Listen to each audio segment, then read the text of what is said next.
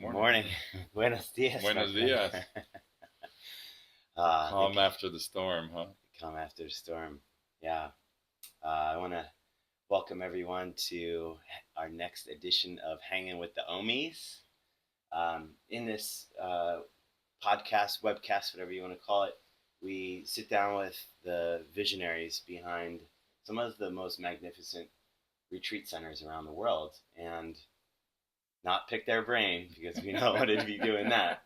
But really want to have a conversation open to discuss a little bit about how they got into the space and explore, what their goals are for the future and really just be able to plant seeds and support people around the world that are not only creating their own spaces, but have spaces and kind of need support and guidance just to really help them get to the next level.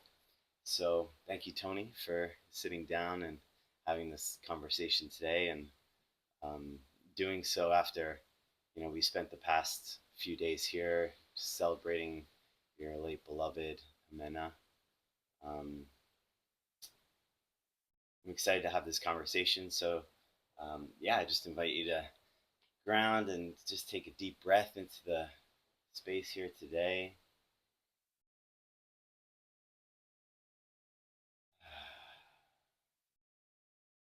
Thank you for hosting me. It's been such a wonderful opportunity to connect here with the lands. This is my third or fourth time at ChoZen, and I have to say, every time I come here, there's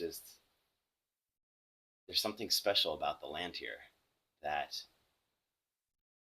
really speaks to the community that we're creating at Sacred Ohms, and it's not just the looks of the space, right? It's what you feel when you come to the land, when you come to the center, like how you feel, how people feel when they walk through your space. So tell us a little bit about how you came about creating this beautiful retreat center here.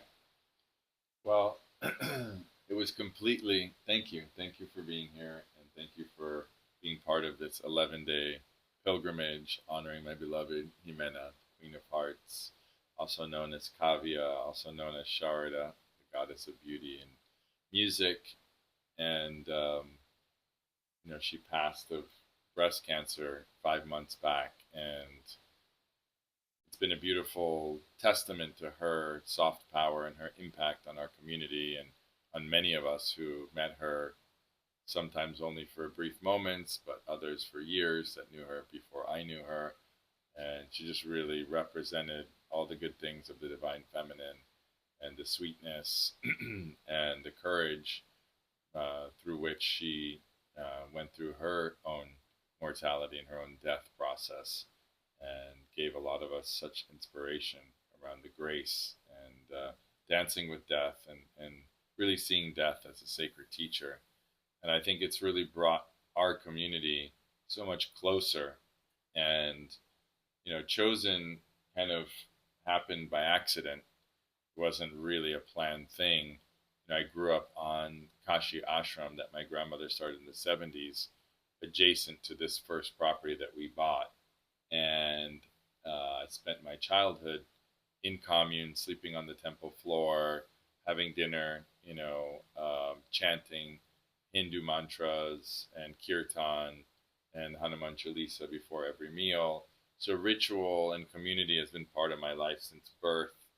And however complex and multi-layered that experience was, it informed who I am, and particularly the type of community that I want to be part of and the type of people that I want to be in community with.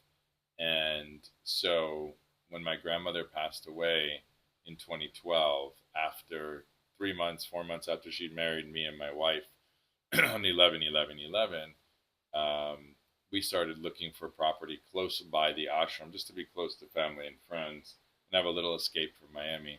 And we found this property, which is now called the Sanctuary, and it's on the banks of the St. Sebastian River, which connects to the Indian River Lagoon, the most biodiverse lagoon system in North America, connects to the Atlantic Ocean.